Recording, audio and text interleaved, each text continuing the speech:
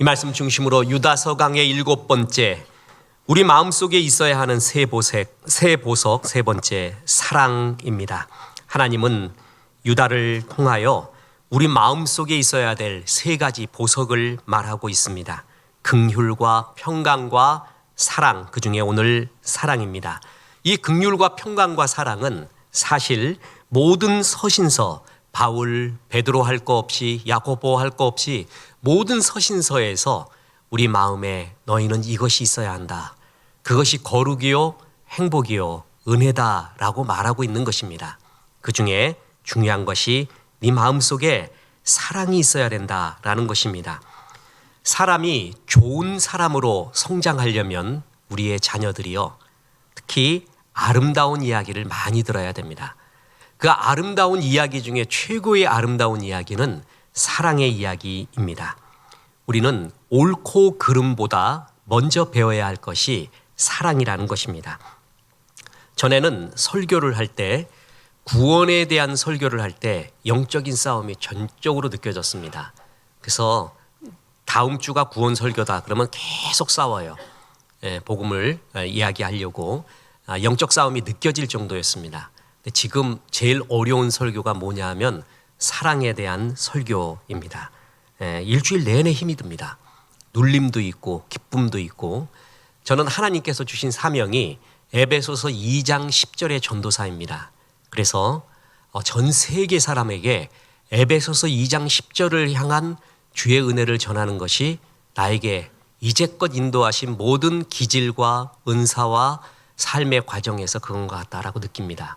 그래서 언젠가 한번 에베소서 2장 10절만 갖고 책 한 권을 쓰고 싶을 정도로 가슴이 벅찹니다. 근데 그거보다 더 정말 알고 싶어서, 정말 가슴에 사무치게 이 구절을 알고 싶다라는 것이 있습니다. 그게 요한복음 3장 16절입니다. 특히 하나님이 나를, 우리를, 세상을 이처럼 사랑했다라는 그 이처럼 계속 말하지만 그걸 10분의 1만 느낄 수가 있을까? 그게 소원일 정도입니다. 그만큼 이것이 보물 중에 보물이라는 것이 갈수록 더 느껴집니다. 이 세상에서 설명하기 제일 어려운 말이 있는데 그게 바로 사랑이라는 말입니다. 바닷물을 컵 하나에 담고 이 바다가 이렇다라고 설명하는 것 같습니다. 그만큼 어렵습니다. 오늘도 이 사랑에 대한 말을 할 때 사랑의 한 조각만 말할 뿐입니다. 전체가 아닙니다. 고린도전서 13장 4절에서 7절에 보면 사랑에 대한 15가지 특성이 나옵니다. 그것은 사랑을 할 때 나오는 특성이지 그것이 사랑은 아닙니다. 어떤 단어는 본질을 설명하기 위하여 얘기하고 정의하는 순간 그 본질을 잃어버리는 것이 있습니다. 그게 바로 사랑이라는 것입니다. 사랑은 정의하기가 없습니다. 한마디로 정의하면은 너무나 큰 것을 하나에 담을 수가 없습니다. 그래서 오늘도 이 사랑에 대한 말을 할 때 신구약에 나오는 대표적으로 사랑이 없는 자, 그리고 사랑이 있는 것과의 차이를 이야기하면서 사랑의 본질에 접근하려고 하는 것입니다. 사랑이 없었던 대표적인 신구약의 3명이 있습니다. 하나는 솔로몬의 재판에 나온 여인이고요. 또 하나는 바리새인입니다. 그리고 또 하나는 선지자 중에 요나입니다. 이 3명의 이야기를 통하여 우리 가슴에 있는 바리새인 요나, 이 여인을 없애고 주의 사랑으로 가득 차기를 주 예수의 이름으로 축원합니다. 먼저 솔로몬 재판의 여인입니다. 열왕기상 3장에 보면은 거리의 여인, 2 여인이 나옵니다. 한 집에서 3일 차이로 아이를 낳고 살다가 어찌된 이유인지 한 여인이 자기 아이를 깔아 죽였나 봅니다. 이렇게 뒤척이다가, 이유는 자세히 모르지만 그렇게 저녁에 죽게 됩니다. 그래서 아이를 바꿔치기를 해버립니다. 사실 엄마들은 알죠. 누가 진짜 엄마인가. 그런데 이것을 가지고 내 아이라 하면서 솔로몬에게 재판을 요청해 왔습니다. 현대 같은 경우에는 말도 안 되죠. 그냥 간단합니다. DNA 검사를 하면 되죠. 그런데 그때는 그런 과학기술이 없었습니다. 그리고 굉장히 난해한 재판일 수밖에 없었던 것이 증인이 없고 증거가 없습니다. 그리고 공개 재판이었습니다. 이때 하나님께서 솔로몬에게 준 지혜, 솔로몬의 지혜를 상징하는 대표적인 재판이죠. 그 재판에서 솔로몬이 지혜를 냅니다. 아이를 둘로 나눠라. 그래서 반씩 나눠 가져라. 이렇게 이야기합니다. 그때 대답을 들어보십시오. 열왕기상 3장 26절입니다. 그 산 아들의 어머니 되는 여자가 그 아들을 위하여 마음에 불붙는 것 같아서 왕께 아뢰어 청하건대 내 주여 산 아이를 그에게 주시고 아무쪼록 죽이지 마옵소서 하되 다른 여자는 말하기를 내 것도 되게 말고 내 것도 되게 말고 나누게 하라. 우리는 벌써 이 대답에서 어떤 사람이 진짜 엄마인지를 알 수 있죠. IQ 50만 넘어도 알 수 있습니다. 사랑이 있는 진짜 엄마, 그는 내가 틀리더라도 아이를 살려주십시오. 생각해보니 내가 욕심부렸습니다. 내 아들 아닙니다. 저 여인의 아들 맞습니다. 내가 틀렸습니다. 제가 이 틀렸기 때문에 거짓말했기 때문에 벌 받으려면 받겠습니다. 아이 살려주십시오 라고 말하죠. 그리고 또 하나, 그 마음에 불 붙는 것 같아서.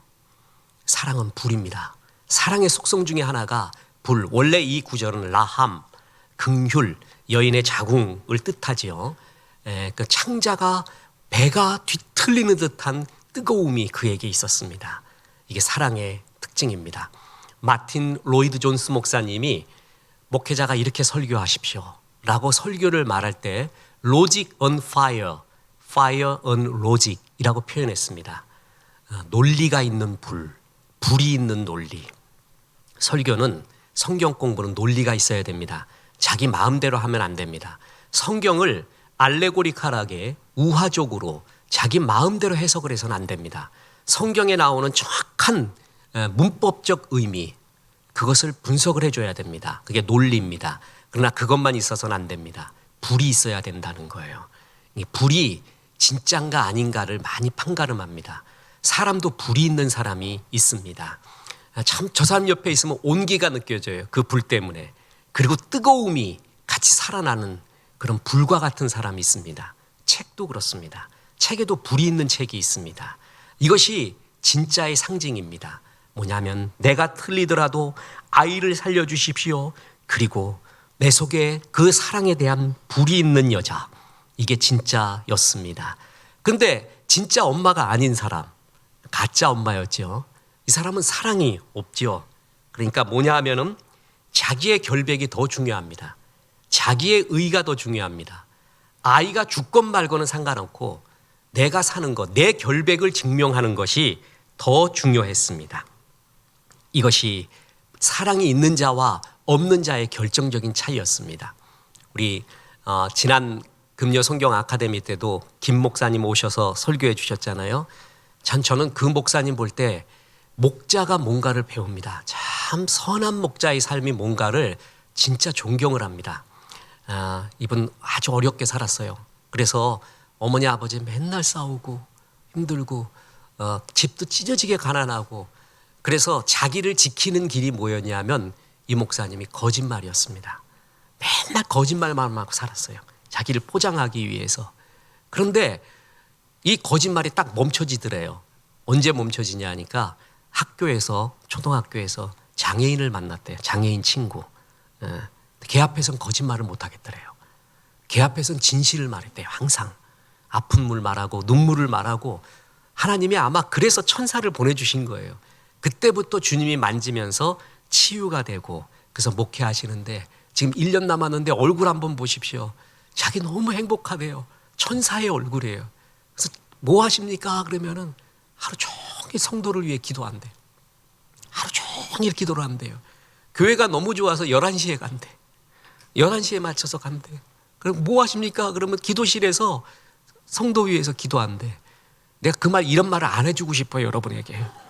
내가 그렇게 못하니까 내가 진짜인가 싶습니다. 정말 부끄러워 죽겠어요.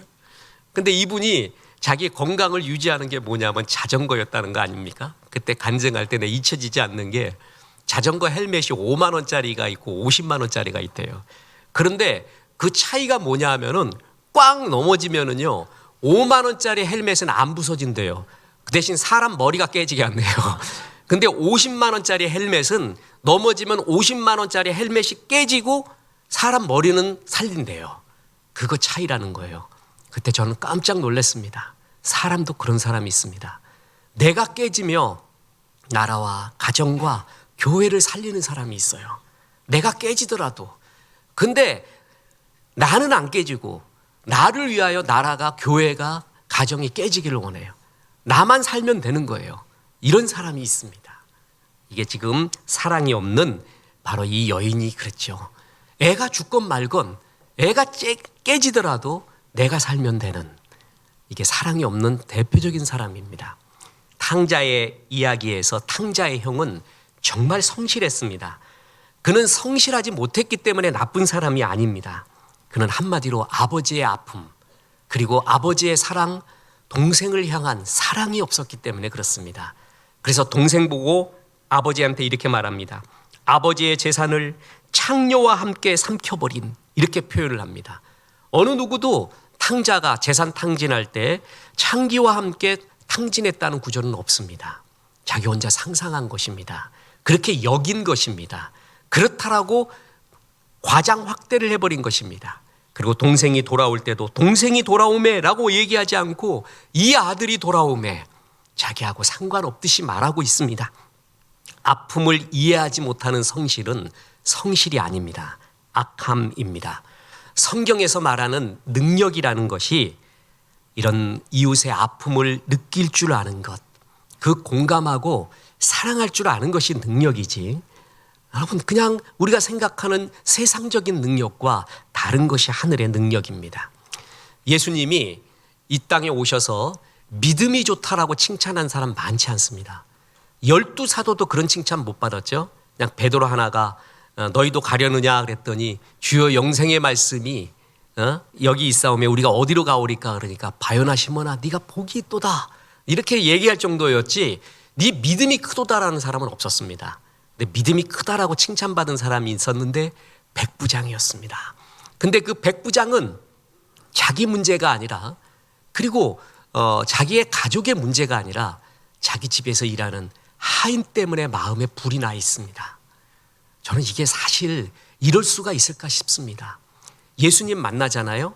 그 어려운 예수님, 메사야, 메시아라고 여겼던 예수님 만나고 나면은요, 하고 싶은 얘기, 내가 풀고 싶은 거, 어느 집안에도 문제 없는 집안이 있습니까? 어느 집안에도 필요 없는 것이, 필요한 것이 꼭 있잖아요. 그걸 먼저 말할 거예요. 사람이 제일 뜨거워질 때는 자기 때문이에요. 자기 가족 때문이거든요. 그런데 이 백부장은 뜨거워졌고 예수님을 만났는데 딴 얘기하지 않고 자기 하인 얘기합니다. 하인이 병들었다고요. 참 이런 얘기가 있을 수가 있을까? 보세요. 마태복음 8장 6절에 이르되 주여 내 하인이 중풍병으로 집에 누워 몹시 괴로워하나이다. 그것 때문에 예수님께 왔다는 거예요. 그것 때문에. 그러니까 예수님 대답을 들어보세요. 8장 10절에 예수께서 들으시고 놀랍게 여겨 따르는 제자들에게 이르시되 내가 진실로 너희에게 이르노니 이스라엘 중 아무에게서도 이만한 믿음을 보지 못하였느니라. 이만한 믿음, such great faith, 이만한 믿음. 이게 믿음이라는 거예요. 이게 믿음이라고 얘기했어요. 어떤 믿음이에요? 우리가 믿음 같습니까? 잘 들어보세요. 뭔가 모순이 있지 않아요? 믿음이 아니잖아요. 사랑이라고 표현해야 되잖아요. 내가 이스라엘 사람 중에서 이런 사랑이 있는 사람, 대개 나에게 올 때 자기 문제 갖고 불나서 하고 우리 가족 문제 갖고 불나서 오는데 하인의 문제 갖고 마음에 불이 붙어서 온 이런 사람은 보지 못했다. 이런 사랑을 보지 못했다 그래야 되잖아요. 그런데 such great faith, 이와 같은 믿음이라고 표현해요. 사랑이 있는 믿음이죠. 사랑이 있는 믿음이 진짜 믿음이라는 거예요. 저도 지금 주제가 그겁니다. 이런 믿음, 하나님이 세상을 이처럼 사랑하사, 이처럼이 뭘까? 다시 말합니다. 10분의 1만 알아도 정말 좋겠습니다. 이 의미가 얼마나 큰가? 그래서 성경이 말하는 능력은 다른 사람의 아픔을 느낄 줄 아는 것입니다. 어떤 사람이 말해요. 사람에 대해서, 일에 대해서 마음이 아팠잖아요. 그럼 그것은 그 사람을, 그 일을 사랑했다라는 증거입니다. 아픔의 크기가 사랑의 크기입니다. 많이 사랑하면 많이 아픕니다. 그래서 아름다움이라고 이야기할 때 어떤 국어학자는 알음다움, 감기를 앓다, 병을 알탈할 때 그 알타에 다움이 붙어서 아름다움이라고 합니다. 아픈 마음이 있는 거, 그게 아름다움이라는 것입니다. 사랑하지 않으면 아프지도 않습니다. 그냥 내가 잘나면 됩니다. 이 여인은 사랑이 없었습니다. 애가 깨지는 아픔은 아무 안중에도 없습니다. 애가 둘로 짜게 져도 저 여자 것이 되게 말게 하시고 내 것도 되지 말게 해주십시오. 그냥 나눠 가십시다. 이런 논리가 어떻게 나올 수가 있겠습니까? 사랑이 없을 때 이렇다라는 것이죠. 아픔과 불이 있어야 리더입니다. 아픔과 불이 있어야 그걸 진짜 리더라고 하지, 이게 없을 때 그냥 꾼이 됩니다. 꾼. 그냥 꾼이 되면은 얼마나 괴롭습니까? 그리고 목자도 아니라 사꾼이 되는 것입니다. 자, 사랑 없는 대표적인 사람의 논리를 보았습니다. 또 한 부류가 신약에 나옵니다. 그것은 바리새인입니다. 이 바리새인은 한마디로 옳고 그름만 있습니다. 사랑이 없습니다. 예수님 당시 예수님이 제일 잘 쓸 것 같은 부류가 있었습니다. 그게 바리새인입니다. 신앙도 꼭 모범생 같았습니다. 근데 그들은 꽝이었습니다. 바리새인은 옳고 그름만 있습니다. 사랑이 없습니다.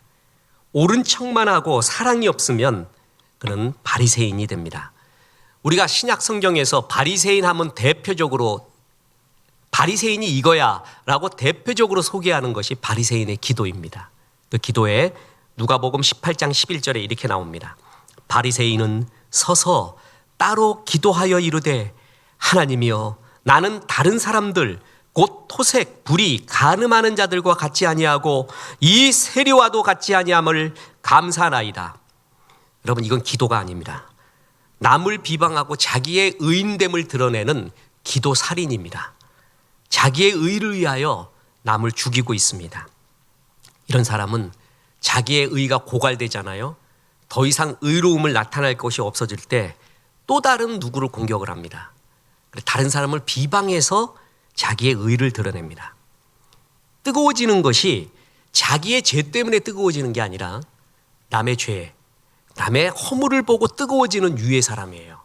그래서 그걸 지적함으로 자기의 의를 증명하고 자기의 존재를 증명하려는 사람, 그게 바리새인입니다. 자기의 의로움을 위하여 이웃을 정죄하는 영성, 바로 이 바리새인입니다. 의외로 바리새인의 영성을 가진 사람 정말 많이 있습니다. 이럴 수가 있어 이래가면서 나는 안 그래를 가로치고 말하는 거죠. 이런 사람은 있을 수가 있는가? 이런 사람 벌 받아야 되고 세상에 이럴 수가 있나 이러면서 야단 부리면서 이 바리새인의 영성. 제가 아주 오래전이죠. 설교를 해서 직접적으로 엄청나게 피드백을 받은 게 한 개의 주제가 있었습니다. 그게 바리새인의 이야기입니다. 바리새인의 이야기를 한 5주 동안 강의를 했습니다. 강해를.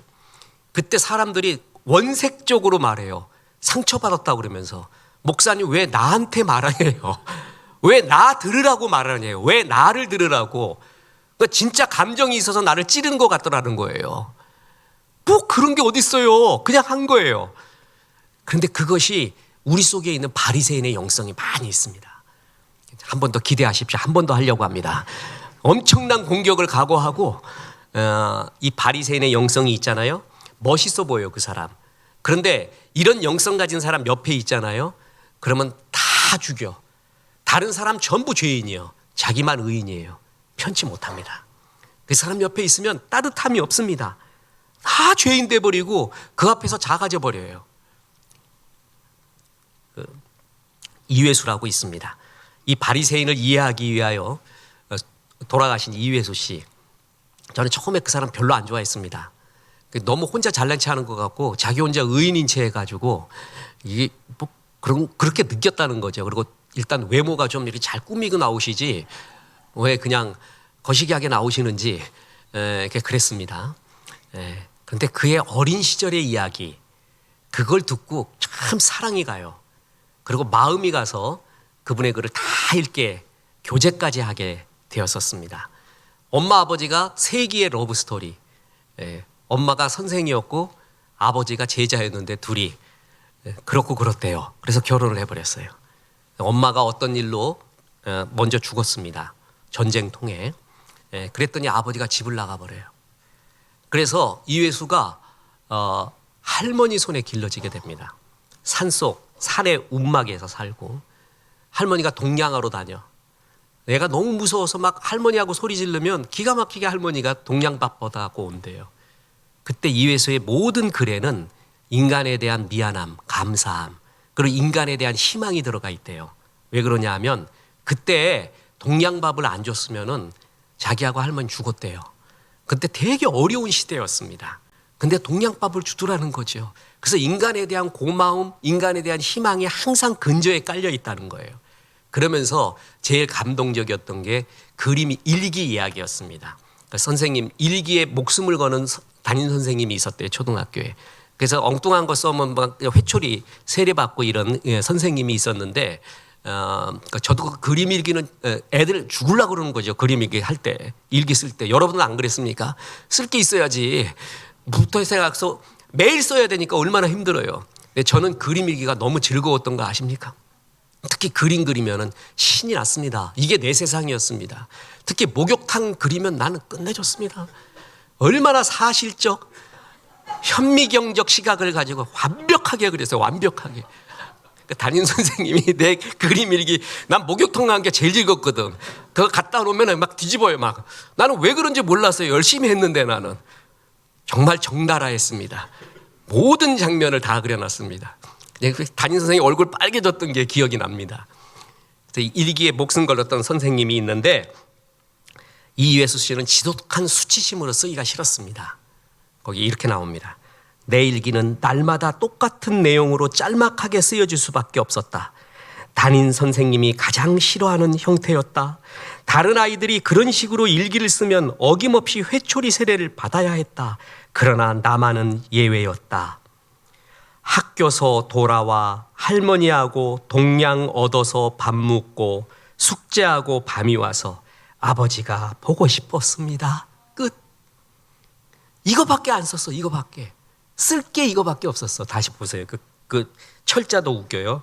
학교서 돌아와 할머니하고 동냥 얻어서 밥 먹고 숙제하고 밤이 와서 아버지가 보고 싶었습니다. 끝. 선생님이 이 글을 봤어요. 그러면 자기의 철학이 있죠. 이렇게 쓰면 안 돼. 맨날 다른 거 써야지. 이놈아 그렇게 쓸 수 있어 하고 회초리 때릴 그런 선생이 있을까요? 얘의 삶을 알았을 때 그런 사람 없겠지요. 아마 여기 한 명도 없을 것입니다. 그런데도 회초리를 들었다. 그게 바리새인이에요. 얘가 어떻게 아프건 어떤 눈물이 있건 상관없이 나의 원칙, 내가 생각하는 의의 원칙, 그게 있어요. 그래서 일기는 그렇게 쓰면 안 돼. 얘가 그 일기 속에서 얼마나 눈물 흘리고 가슴 아파하는 건 상관없어. 얘 인생 속으로 들어가지 않아요. 근데 내가 세우는 원칙, 일기는 이래야 돼. 그 원칙에 어긋났다고 회초리를 드는 사람이 있다면 그게 바로 바리새인이에요. 바리새인이 이런 사람이었습니다. 병을 고쳤더니 왜 안식일 날 고쳤냐 그래요. 눈먼 사람을 고쳤더니 너 원래 좀 조금 보였지 이런 소리 하고 앉았어요. 그러니까 정말 그게 같이 옆에 있으면은요 같이 있기가 정말 괴로운 영성. 바로 이것이 바리새인이었고 반대로 예수님은 정말 인간미가 넘쳤습니다.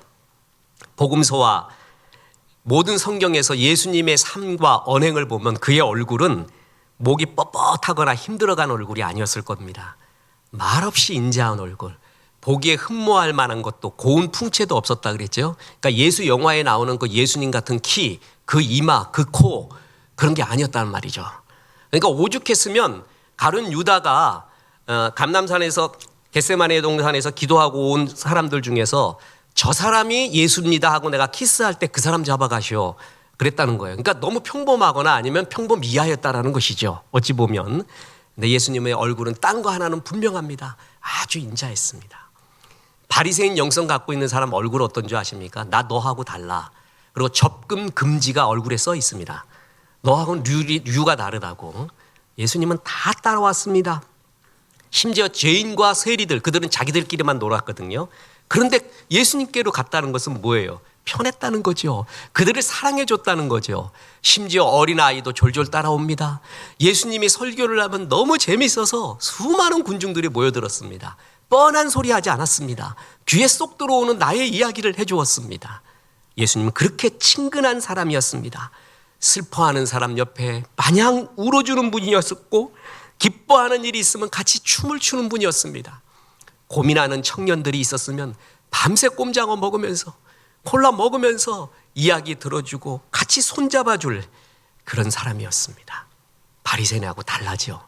그럼 바리새인은 그걸 보고 깨달아야 되는데 뭐라 그러는 줄 아십니까? 누가복음 7장 34절에 먹기를 탐하고 포도주를 즐기는 사람이요 세리와 죄인의 친구로다 하니, 이 얘기는 뭡니까? 너는 메시아가 아니다. 우리하고 류가 다르다. 진짜 메시아는 우리와 놀아야지 어떻게 세리와 창기와 노느냐.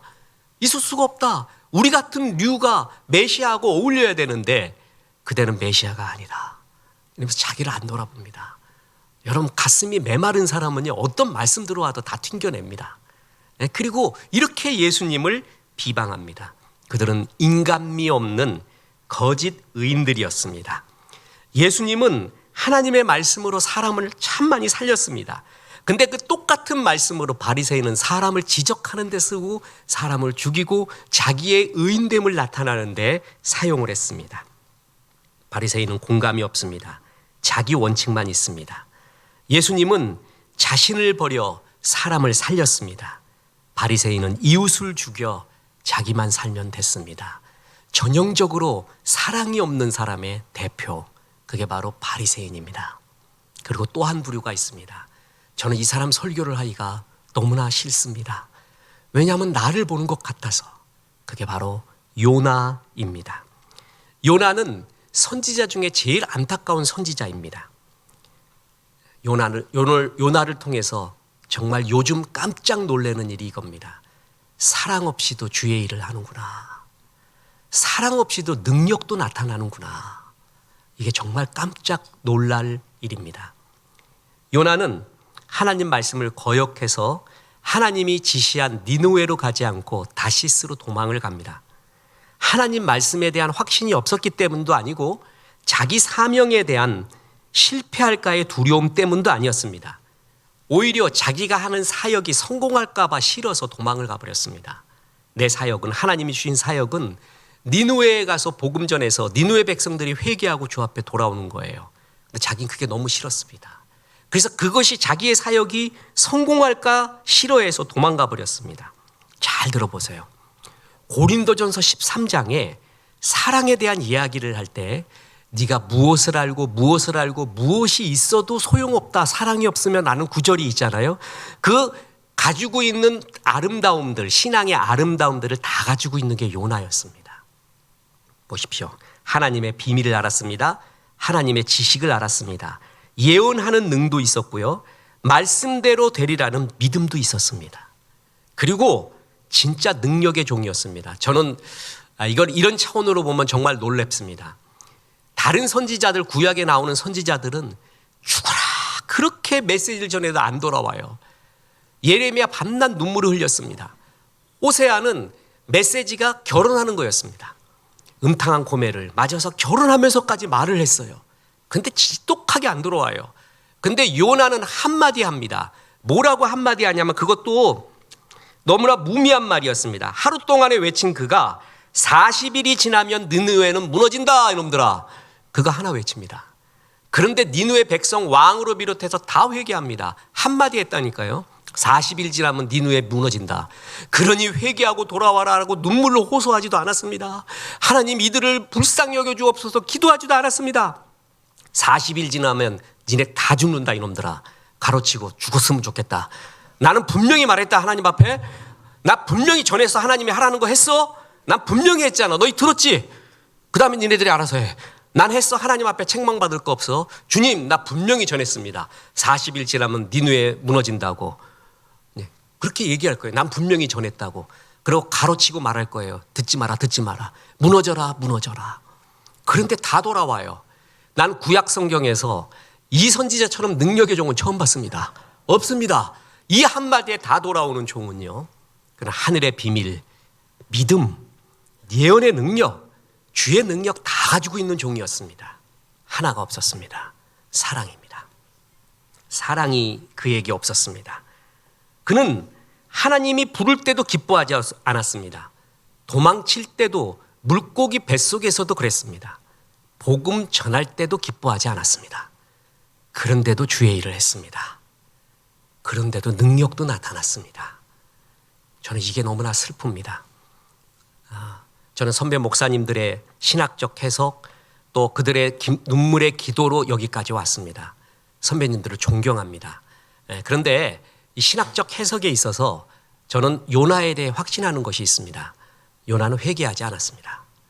그는 물고기 뱃속에서 뭐 요나의 기도 그래갖고 뭐 찬양도 나오고 뭐 하잖아요.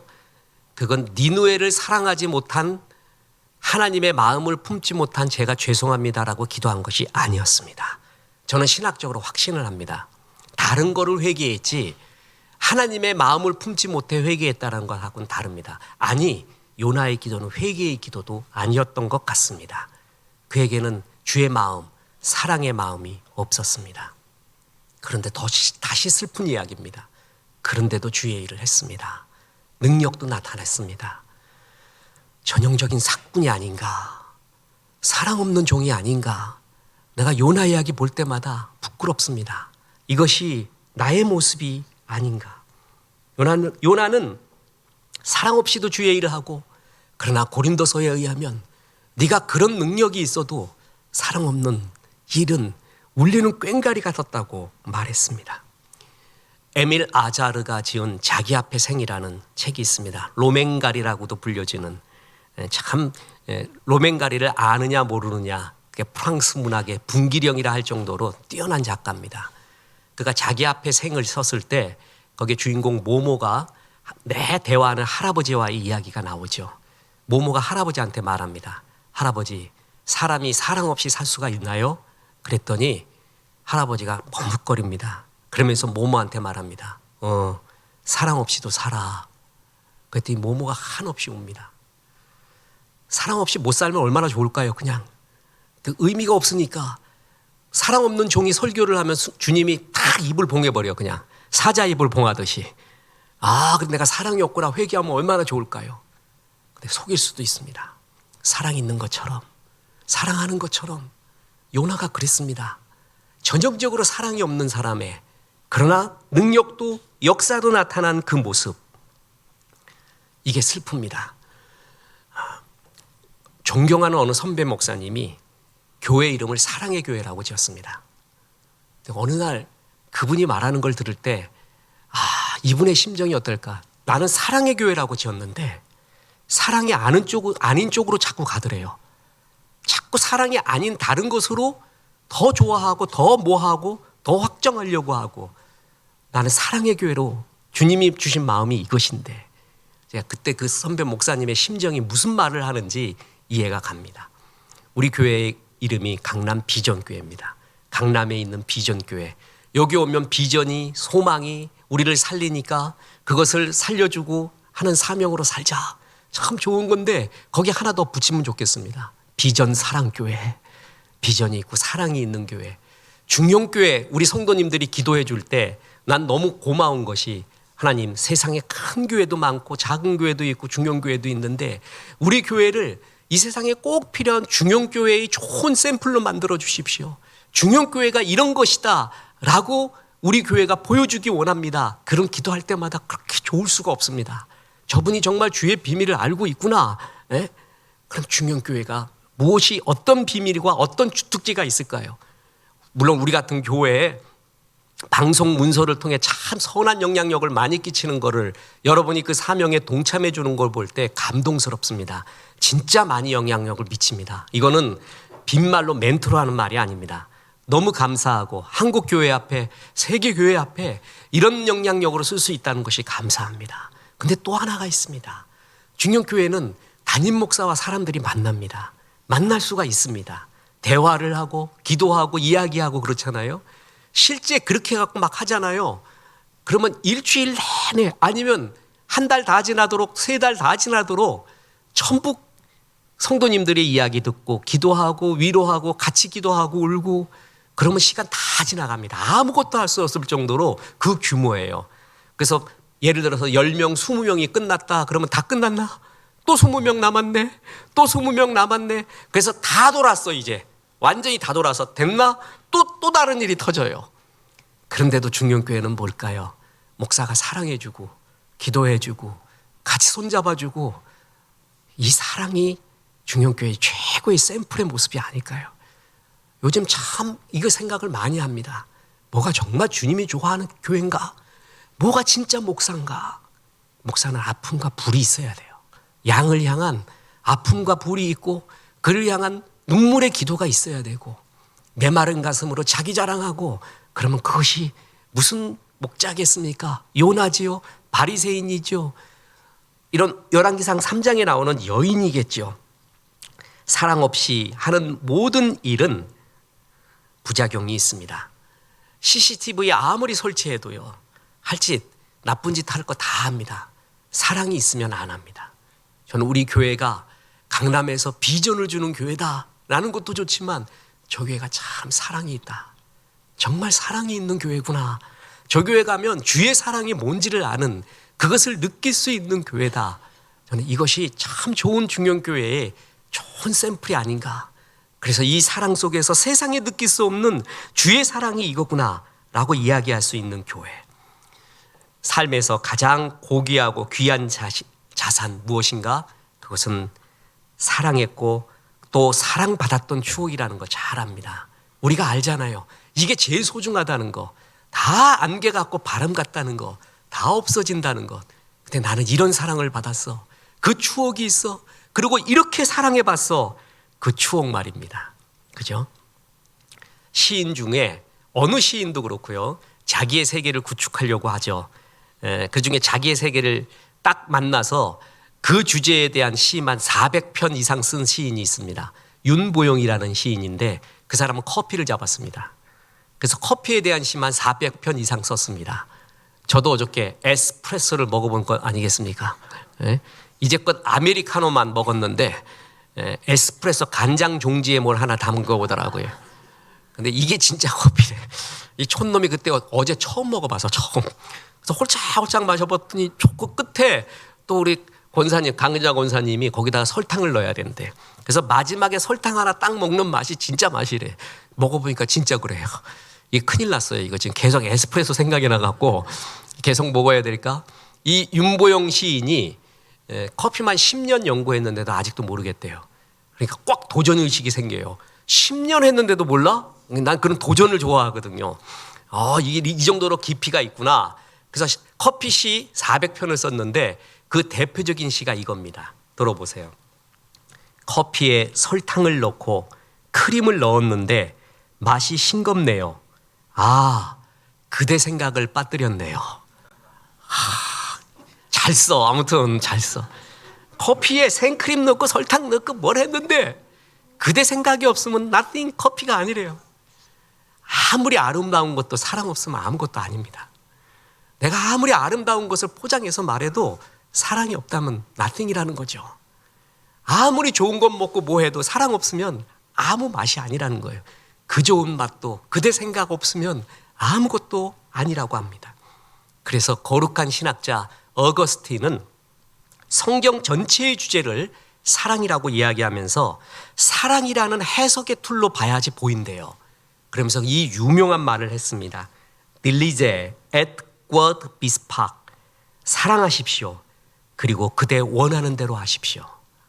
사랑이 얼마나 충분하고 고귀하고 율법의 완성이냐 하면, 네가 진짜 사랑하면은 네가 원하는 대로 해봐. 그럼 율법을 이루고 있을 것이야. 괜찮아, 원하는 대로 해봐. 전에는 사랑이 없을 때는 내가 원하는 대로 하면은요, 육신의 정욕만 나와요. 이생의 자랑만 나오고 안목의 정욕만 나오거든요. 근데 진짜 주의 사랑이 네 가슴에 있어봐. 그리고 원하는 대로 한번 해봐. 그러면 뭘 해도 돼. 이 정도로 말합니다. 이와 비슷한 말이 하나님이 바울 사도를 향해서 로마서 13장 10절에서 말했지 않습니까? 사랑은 율법의 완성이니라. 이 사랑이 내 가슴에 있는가? 결론을 말합니다. 이런 사랑이 너희 가슴에 있으라고 하나님은 예수님의 동생 유다를 통해 말합니다. 이 사랑이 있기 위해서 우리가 만들어낼 수 없습니다. 이건 불가능합니다. 주의 사랑이 충만해야 됩니다. 하나님이 우리는 그릇이라고 말했습니다. 그릇은 내 속에서 스스로 나오는 게 아니라 담는 것입니다. 담는 게 나오는 것이에요. 주의 사랑이 담겨 있어야 됩니다. 잘 하나님의 사랑을 많이 느꼈던 사람, 많이 받았던 사람이 줄 수가 있는 것입니다. 그래서 예배를 통하여, 성경 공부를 통하여, 또한 삶의 모든 과정을 통하여 주의 사랑이 나를 이렇게 인도하고 여기까지 왔구나라는 사랑을 계속 받으십시오. 그걸 그릇에 계속 담으십시오. 그래서 그것을 전해줘야 된다는 것입니다. 요한일서 4장 8절에 사랑하지 아니하는 자는 하나님을 알지 못하나니 이는 하나님은 사랑이심이라. 사랑의 근원이 하나님입니다. 그 하나님을 많이 알수록 주의 사랑이 넘쳐나게 될 것입니다. 그래서 메마른 바리새인이나 그 여인이나 요나 같은 사람이 되지 않고 사랑이 충만한 종으로 되어야 될 것입니다. 끝으로 이 사랑의 어머니 이야기하고 마치려고 합니다. 어느 청년이 있었습니다. 이 청년이 어머니와 단둘이 살았는데 어찌어찌한 사고로 인해서 두 눈을 잃게 됩니다. 가슴이 찢어지는 것 같았고 아무도 만나기가 싫었습니다. 누구도 대하기도 싫었고 그냥 우울증에 빠져 있었는데 기쁜 소식이 들렸습니다. 어느 누구 하나가 눈 하나를 기증하겠다라는 것이었어요. 이처럼 기쁜 소식이 어디 있습니까? 근데도 너무 실망에 젖어 있던 이 청년은 그것마저 그렇게 기쁨으로 여기지 않았습니다. 수술 안 받을래요? 뭐 한쪽 눈으로 살아서 뭐예요? 그거 제대로 보일 수도 있을까? 그러니까 엄마가 아주 애걸복걸하고 의사한테 얘한테 얘기해서 수술을 받게 했습니다. 애가 이제 눈 한쪽을 달고 붕대를 감고 있었습니다. 그런데도 엄마한테 불평합니다. 애꾸눈 갖고 뭘 살아? 이게 제대로 보일까? 조금 지나면 또 시력이 없어지지 않을까? 이런 소리하고 앉았어요. 사람이 너무 고난당하잖아요. 그럼 마음이 그렇게 되는 경우도 많이 있습니다. 참 무너져요. 고난 많이 당하면 마음이 무너지는 사람이 있거든요. 그때가 정말 안타깝잖아요. 엄마는 괜찮아, 괜찮을 거야 그랬어요. 그러다가 이제 붕대를 풀게 되었습니다. 눈이 보이기 시작합니다. 그런데 정말 깜짝 놀랐습니다. 어머니가 나를 쳐다보고 있는데 기쁨의 눈물로 쳐다보고 있고 손을 잡고 있는데 엄마 눈이 하나가 없는 거예요. 그러면서 엄마가 이렇게 말합니다. 얘야, 두 눈 다 주고 싶었지만 그러면 네가 두 눈 없는 엄마 모시느라고 얼마나 짐이 되겠니? 그래서 내가 한쪽 눈밖에 줄 수가 없었단다. 그 눈 갖고 잘 살아라 그렇게 말합니다. 이게 엄마입니다. 이게 사랑입니다. 두 눈 정말 다 주고 싶죠. 그러면 새끼가 자식놈이 얼마나 짐 되겠는가 그 순간에도 생각하는 게 엄마 아닙니까? 이 사랑을 받았던 얘는 변할 것입니다. 이런 사랑 받아본 사람이 있으면 나와보라고 말할 겁니다. 많이 받아본 사람이 줄 줄도 압니다. 그 사랑의 추억이 있는 사람이 제일 큰 부자입니다. 제일 큰 아름다운 사람이고 주님도 그걸 바라고 있습니다. 네 마음속에 사랑이 있어라. 그게 사람을 변화시키고 이 죄와 전쟁으로 물들어가는 이 세상의 마지막 희망이 그 주의 사랑이라고 말할 겁니다. 우리 교회가 사랑의 교회가 됐으면 정말 좋겠습니다. 우리 성도, 목자 모두가 사랑의 목자, 사랑의 성도 됐으면 좋겠습니다. 사랑의 소문이 가득했으면 좋겠습니다. 이런 주의 종 되기를 주 예수의 이름으로 축원합니다. 우리 찬송합니다. 그 크신 하나님의 사랑.